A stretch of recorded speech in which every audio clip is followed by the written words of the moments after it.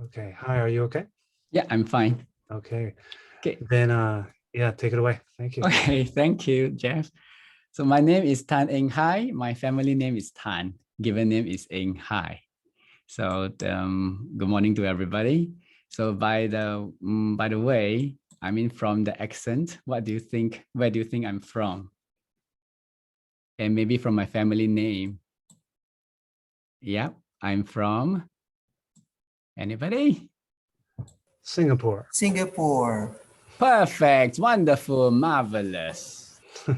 So just and where am I right now? Any idea? Another hint for you? And final hints for you. Taiwan. Very close to Taiwan is about 1.5 hours from Taiwan. Okinawa. Oh, thank you. You're right. I'm from Okinawa and now I'm working in Mayo University, high up in a hill where you can see the mountains and the sea. So before we start, just to make sure that you are not a robot. So would you like to do this quiz? What is the number of the parking lot?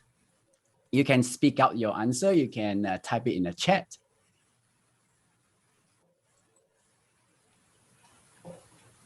Thanks for your participation. What do you think? Oops. Not good with numbers. Excuses. You have to, one hint, you might need to look the other way. Now you're looking from bottom up. You might want to look from another direction, and that might help you. Oh, I saw a genius here. Amy, thank you. Okay, I'll give you a final hint.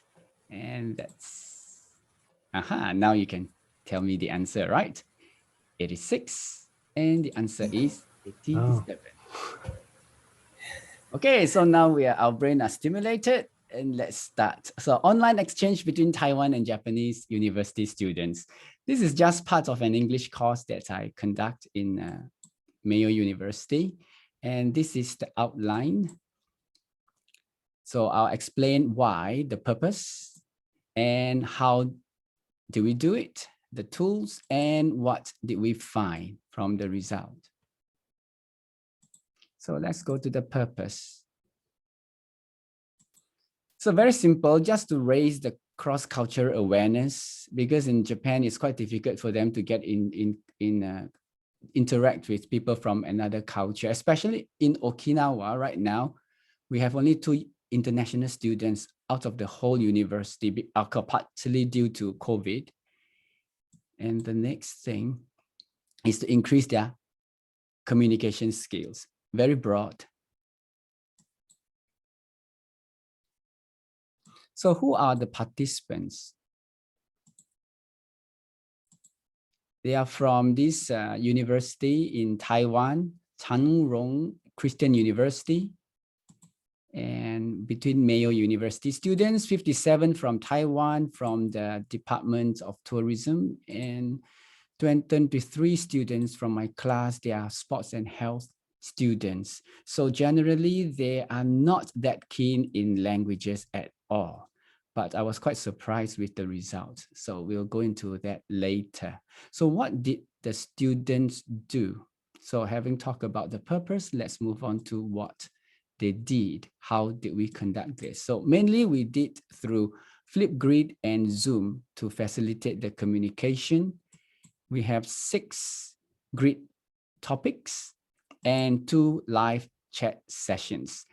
Okinawa and Taiwan, the time difference is 1 hour, and we happen with the teacher in Taiwan, we happen to have the same teaching time slot, and that make it perfect for us to have a live chat during class. Okay.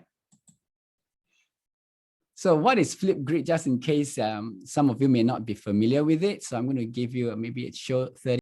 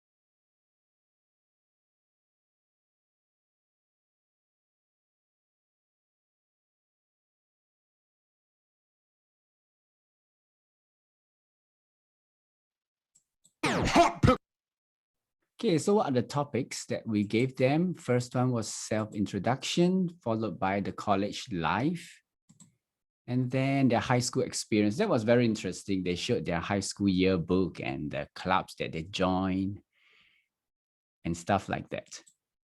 And the fourth topic was traditions and festivals. So they introduced each other's culture.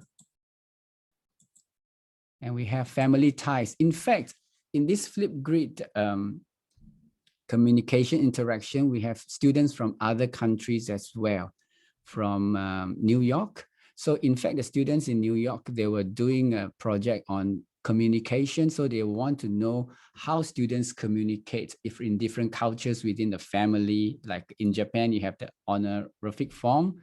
So they were interested. So from here, they were able to interact very closely. That was a good thing.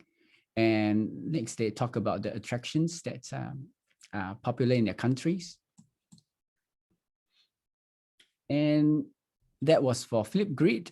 Next, we move on to the live chat sessions. We use Zoom and breakout rooms. So we put them into small groups. That was done during class time and duration about 30 minutes. And each group, there are 3 to 4 students. And what do we do during that time? We give them a list of questions where they can ask their friends. And of course, it all started with a self-introduction. So in fact, in the beginning, it was a little bit difficult. Both were very shy and they do not know who to start the conversation. So at the end, somebody broke the ice and then it just took off. So we have looked at the purpose and the methods, what we did. So now I'll move on to the results. It's a very brief, simple questionnaire just to find out how they feel about the whole thing. So taking part in this online, it was an online exchange, was a positive experience. So what did they find? So you can see the red columns are the Okinawan students and the blue columns are the Taiwan students. So generally, they have a positive experience.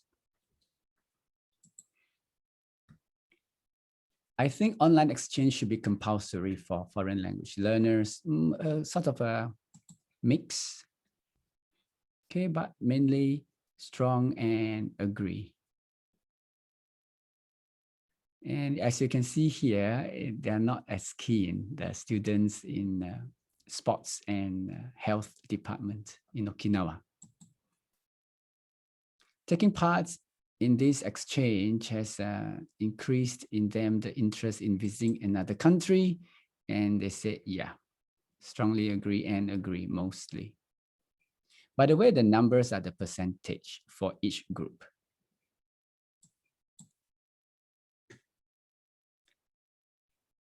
And does it motivate them to learn English more? Yeah, seems like it is positive, except for a few.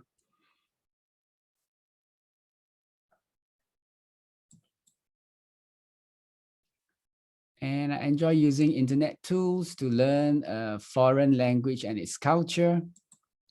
So this question I find is not very well constructed because maybe they enjoy visiting the country themselves rather than going through the internet.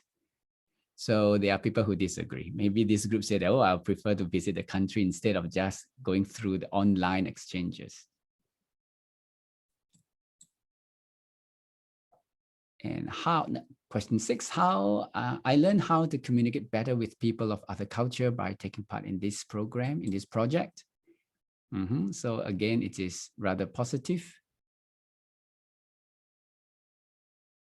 Mostly agree and strongly agree. Question 7, I have improved my cross-cultural understanding through this online exchange. And majority of them said so.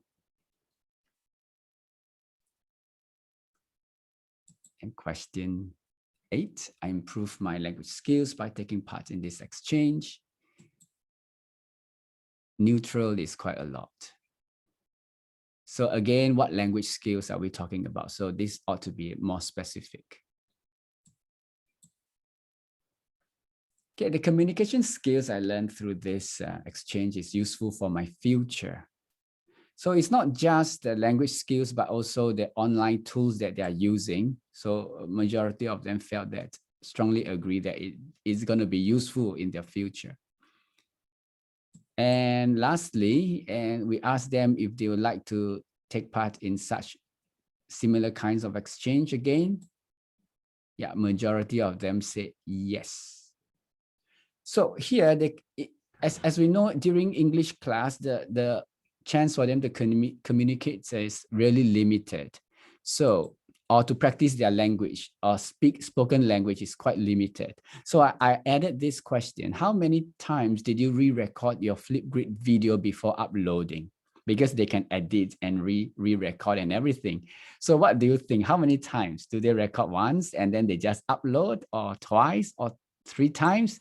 So from this, you can see more than half of them, they re-record for more than 5 times. So I asked them how long do they take for each video. So it would have taken them, it took them about an hour. For those who are really serious ones, they re-edit the pictures and the script. And you can see this graph will be clearer. So more than 5 times. So there's a lot of spoken practice. And they listen to themselves. They don't like it, they re-record. They don't like it, they re-record. So that was a real a good chance for them to rehearse and practice their presentation skills and their spoken English. So mainly at least 3 times, I would say. Okay, at least 3 times. You can see from here about 80% of them, at least 3 times. And we asked them what are the differences between the Flipgrid communication and the live chat communication. And for the Flipgrid activities, they said the conversations, they were planned. They can plan, they can think, and they can rehearse. So that was not so much of a pressure. However, with the live chat sessions, they had difficulty expressing themselves because the questions were asked at random and they did not prepare for that question. So they have shorter time to think and respond. And conversations were more spontaneous, which made it really difficult for them to respond immediately or to speak in a way that they want to be perfect in that sense, like what they did on Flipgrid, but they can't be perfect. Okay, the focus will be to communicate. So it was a real test of their spoken English. A lot of them told me, and they said that they will want to better their spoken English in real life conversation. And we also asked them what are the topics that they would like in this exchange in the future. So these are some of the topics that they suggested. So about love, why English is important. That's interesting. And the people I admire or respect. So what can we draw from this project that we did? So it was a positive experience for them. And they seems to be more motivated in knowing another culture. And I would say that the skills they learned here is transferable, that they will find it useful in their future. So with this project, it was completed last year. So this year, I just want to introduce a current project that we are doing. So instead of using Flipgrid, which is not that spontaneous, we used Telegram instead. It's like what is that? WhatsApp, and also we have the live Zoom meeting for them. So this time we make it into a 10-week program with 88 students in total from 7 different countries. And we put them into random groups of about 5 or 6 per groups. And they will change their groups every 3 weeks. And each group will have a leader to facilitate the conversation. And they can use text messages, voice recording, and they have an assignment to upload a video recording once a week based on a theme. For example, the first recording would definitely be self-introduction. And then the next week, following week's recording could be, what was that? 5 things that you would recommend your friend bring home if they were to visit your country. So they introduce different souvenirs and why they would recommend them. And the third week, they will have a live Zoom meetup. The leader would arrange for them to meet up for at least half an hour and not more than an hour. And they record their meeting and send it to the teachers. So after one cycle of 3 weeks, they move on to the next cycle of 3 weeks. So altogether, there were 3 cycles. And next week, we are going to, not next week, in a fortnight's time, we are going to have a mega meetup. Mega meetup that is super mega meetup that is all the 88 students with the teachers involved will be meeting together, and we planned something fun for them and for everyone. So we're looking forward to that. So that's about it from my presentation. And before I end, I'd like to advertise, this is my new book, Self-Portrait of a Neurotic, a collection of poems. And if you're keen in poetry, please get yourself a copy and make me richer. Hai, terima kasih, Nandri, Sisia, and thank you for your attention.